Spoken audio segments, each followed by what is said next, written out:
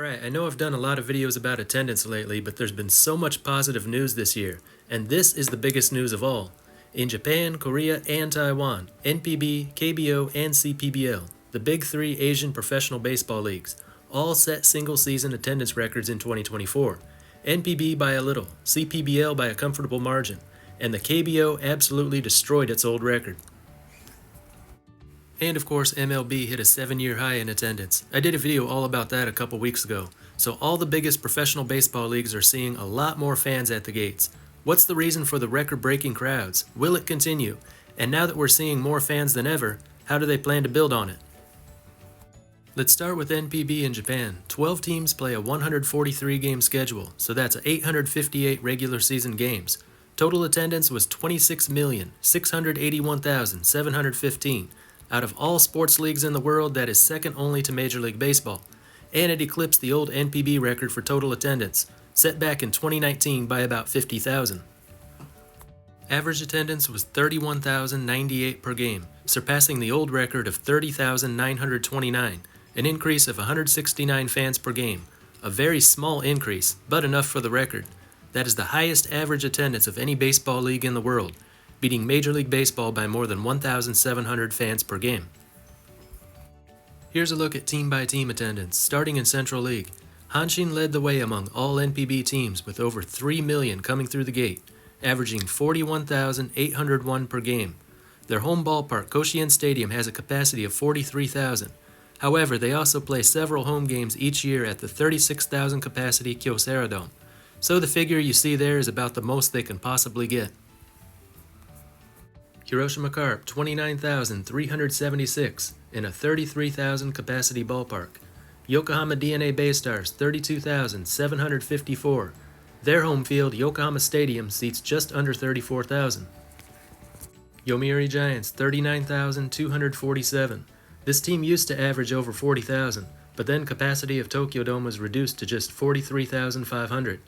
And as is the case with all these teams, several home games are played in smaller cities with smaller capacity ballparks. Helps to grow the fan base outside of their home city, but it also brings the average attendance figures down just a little. The other Tokyo team, the Tokyo Yakult Swallows, had Central League's lowest attendance at 28,153, but that's close to the capacity of their ballpark, Meiji Jingu Stadium, which is about 31,000. And the Shunichi Dragons, despite finishing in last place for the third straight year, had Central League's third best attendance at 32,951 per game. Fans had some reasons to be optimistic though. They were in first place a few weeks into the season, and were out of the cellar for most of the season. They didn't fall to the bottom till the very end. Capacity of the Vantolin Dome is 36,000. Overall, Central League averaged 34,074 per game, easily the more popular of the two leagues. Over 14.6 million in attendance through 429 games. In Pacific League, the Oryx Buffaloes, fresh off of 3 straight Pacific League titles, averaged 30,270, second best in Pacific League. Home fields are 36,000 capacity Kyocera Dome and 35,000 capacity Hotomoto Field. This team used to have really bad attendance about a decade ago, but they've been winning a lot lately, and that's changed everything. Chiba-Lotte Marines, 26,975. Maximum capacity of Zozo Marine Stadium is just short of 30,000. Fukuoka SoftBank Hawks own the best attendance in Pacific League, third best in all of NPB, at 37,862. They play at Taipei Dome with a capacity of just over 40,000. Tohoku Rakuten Eagles, 23,132. A little disappointing considering their ballpark seats 31,000, and the team narrowly missed the postseason spot this year. Saitama Seibu Lions, worst team in all of NPB. Can't fault the fans for staying away this year. 21,601. They play in a park that seats 33,000, so they averaged about 2/3 of capacity. For a last place team though, that's really not too bad. Hokkaido Nippon Am Fighters averaged 28,830. Their new ballpark, S-Con Field, seats 35,000, so they're not selling out too often. But they came into this season following back-to-back last place finishes, and made the postseason this year. They'll most certainly see a spike in attendance next year.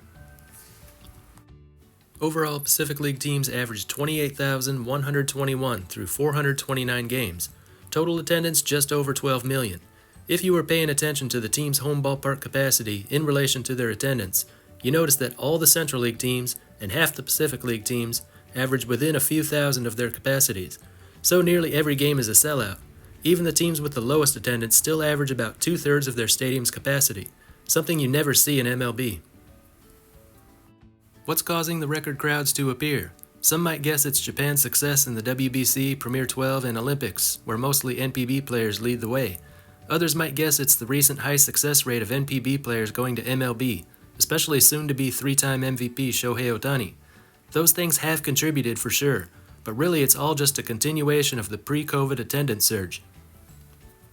If we look at the attendance figures for the last 20 years, we see that after a brief slump in 2011 and 2012, attendance rose every single year from 2013 to 2019. It was at this time that NPB surpassed MLB for the world's highest average attendance. Of course, COVID then ruined everything and it took a while to get back to normal, but now it feels like 2019 again. By the way, that 2024 number doesn't include the last 4 games, so it's off a little. Should be 31,098. And we can see the Central League and Pacific League numbers for the last 2 decades. Central League has always been the more popular league, not a new thing. Both leagues saw consistent gains from 2013 to 2019. Both set new records this year, moving up proportionally. One's not gaining more than the other. And there's no reason to think this won't continue. Next summer will be the last season before the 2026 WBC, and there will be plenty of hype building up for it throughout the year. That's only going to get more people excited for baseball, especially with how much baseball is covered on TV. Seems like more and more coverage of baseball every year. So how's the league going to capitalize on this? How will they achieve further growth now that they're seeing record crowds? Well, one thing they've proposed is increasing the regular season schedule from 143 to 148 games. This would allow them to easily break the total attendance record. Put the number of games at an even number so teams can play an equal number at home and on the road, and it would mean one more game against each of their league opponents. Most importantly for the owners, more revenue. But the Players Association is opposed to this idea. News of this proposal came out a few weeks ago, and there's been no follow-up on it since then. Larger stadiums? Nah. Tokyo Dome is set to be replaced before the end of the decade, but it looks like capacity of the new venue will be exactly the same. Jingu is likely going to be replaced in the 2030s, but that's pretty far into the future. Expansion? No. As I've said before, the population decline makes expansion unthinkable. The large cities already have NPB teams. The smaller cities have already begun to lose people. They can enjoy attendance records for now, but population decline is getting steeper every year, so it's not going to continue for long. Every time I hear someone call for NPB expansion, it's always someone from North America. I don't think most of you can understand the idea of a shrinking population. Your whole system is based on continued population growth, and business decisions are based on that assumption. But you have to imagine a world where that just isn't true. Starting a new franchise is a long-term commitment, and with the population soon to start declining at more than 1 million people per year, it just doesn't make any sense. In Korea, the KBO smashed its old attendance record. The old record of 8.4 million, set back in 2017, was broken on August 18th, with 7 weeks remaining in the season. Total attendance for the season was 10,887,705, beating the old record by more than 2 million. Average attendance was 15,115. You might look at that and say, well, big deal. Only 2 MLB teams had lower average attendance than that. But remember that the KBO has 10 teams in a country of 50 million people. 1 KBO team for every 5 million Korean residents. In the US, it's 1 team for every 11 million residents. So you should expect KBO attendance to be less than half of that of MLB attendance. But it's not, it's more than half. So in Korea, a local resident is much more likely to attend a game than someone in the US. For the first time, all 10 teams averaged over 10,000 per game. 6 teams totaled over 1 million. 221 sellouts, all of these new records. The Hanwha Eagles had 47 sellouts. They were playing in their old ballpark for the last time. And the team is, very slowly, becoming competitive again, so more fans are coming out. But why is this happening throughout the league? Well, there are so many reasons. Where do I start? I guess with the fact that it was Shin Soo-choo's final season. The most successful Korean player in MLB history announced his decision to retire at the start of the season, so fans flocked to the stadiums to see him play one last time. There was also the return of Hyunjin Ryu, 2-time Cy Young finalist, the most successful Korean pitcher in MLB history. So 2024 was the one season where KBO fans could get out there and see Shin-Soo Choo and Hyunjin Ryu on the field at the same time. Records that fell throughout the season, new career records for home runs, hits, and strikeouts. Fans wanted to be there in attendance when the record was broken, and for the games leading up to it. Young star players, Do-Young Kim was 2 home runs shy of becoming just the second player in KBO history to achieve a 40-40 season. Also, he set single-season KBO record with 140 runs scored, and he's only 20 years old. Popular teams winning. The Kia Tigers are Korea's most popular team. They finished the season atop the standings. They were followed by the Samsung Lions and the LG Twins, 2 of the most popular teams in the KBO. Competitive field. The standings were much closer, from top to bottom, than they are in any typical year. Female fans. Hard to believe, but over half the crowd at KBO games are women, mostly young women. In the comments section of a previous video I did about KBO attendance, someone mentioned that KBO players are appearing on variety shows in Korea, and the KBO in general is being talked about more on Korean TV. Can't confirm if that's true or not, but would explain the sudden surge of young female fans at the gate.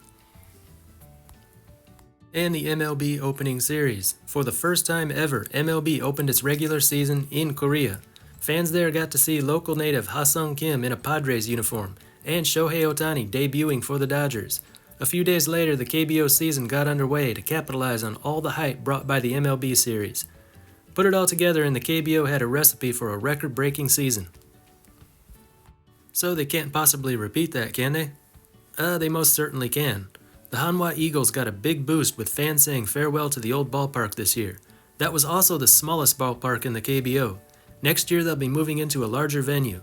With fans eager to check out the new stadium and the team putting a better product on the field, Eagles fans will certainly be filling the stands, crushing the old team attendance record and raising the league average. And that's just the beginning of a new KBO stadium boom. SSG Landers, LG Twins, Doosan Bears, and maybe the Lotte Giants too, will be opening new stadiums. Twins and Bears will be moving into a larger capacity ballpark. Landers about the same size. But when a new stadium opens, it always attracts more fans, at least in the first year anyway. So we can expect to see a few attendance boosts every couple years or so, starting next year. Expansion is not recommended. 10 teams in a country of 50 million is enough. And like Japan, their population is in decline and it's about to get a lot worse. No new teams, but new stadiums with more seats to fill. That's what they'll be concentrating on. In Taiwan, the old CPBL record from 1992 finally came down. Over 30 years ago, that was just 2 years after the CPBL opened for business. The old record was 6,878. The new record in 2024 is 7,684, an increase of over 800 fans per game, or almost 12%. Even better when you look at the increases over last year's numbers. Here's the team by team. CTBC Brothers topped the 10,000 mark, up nearly 50% from 2023. Defending champion Weichuan Dragons over 8,000, an increase of 43%. Guardians another rough year, but they could still attract a crowd, 7,307, up 31% from last year. Rakuten Monkeys 7,286. They saw the smallest increase at just 1.6%. TSG Hawks, the new expansion team, with 7,012 fans per game. And the Uni Lions, always last in attendance, but they had a good year, with 6,360 at each game, up 31% from last year. Altogether, a record 7,684 per game, up 28% from the year before. This record was totally expected because of the opening of Taipei Dome. The new 40,000-seat venue is by far the largest in Taiwan. All other stadiums are 20,000 or less. So they were seeing crowds in 2024 that weren't even possible before. No team is calling the Taipei Dome home, but every team played a number of home games there. Attendance figures in the high 20s and 30s, numbers not seen before in the CPBL. The single-game attendance record was repeatedly broken throughout the season. In late September, a Brothers game filled every seat, with 40,000 in attendance. The crazy thing is, though, if you take away all the games played at Taipei Dome, they still would have set a new attendance record. Why is that? I can't say for sure. Maybe the opening of Taipei Dome got people excited to watch games in the other ballparks. Or maybe it was the new team. Everyone wanted to see the new face in town. Or maybe something else. I'm sure someone who lives in Taiwan has an idea, and they'll fill us in the comments. Unlike NPB and KBO, this is not just continuing the trend of pre-COVID attendance records. This was a pretty old record that was just broken. The CPBL had a lot of success in the early 90s, then a game-fixing scandal in the late 90s, then another competing professional baseball league in the early 2000s. It's had its struggles, but it's finally reaching new heights once again. What have they got for the future? Well, expansion's already done. 6 teams on an island of 23 million people, don't need any more. 120 game schedule, that's plenty for a league of this size. New stadiums? Sure. The Uni Lions will move into a new ballpark for the 2025 season. Their current stadium has a capacity of 12,000. The new one will hold 25,000, so they're expecting a lot more people. And in Taiwan, they're looking at the possibility of building a dome stadium with a capacity of 40,000, which would match Taipei Dome. Taiwan is the city where the Rakuten Monkeys play. So while we don't know if record crowds will continue to flood the ballparks in the coming years, we do know that the CPBL is planning to have enough seats available, just in case.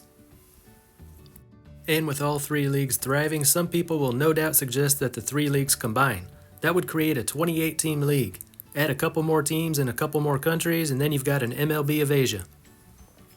The problem with that is the different levels of play. Even a CPBL All-Star team would have trouble competing with NPB teams. If you have teams of mixed nationalities, then you'll end up with a Taiwan-based team that's dominated by Japanese players, which fans in Taiwan don't want to see. The KBO falls between the two in terms of talent. It would be just as awkward for them. All 3 of these leagues have talent, but they are further apart from each other than most people realize. So there won't be a big Asian league in the future. Each individual league will remain the same size. Don't expect any new expansion teams. But there will be new stadiums, and most certainly new records for attendance in the near future. Anyway, that's all for this one. Until next time, this is Baseball International. See ya!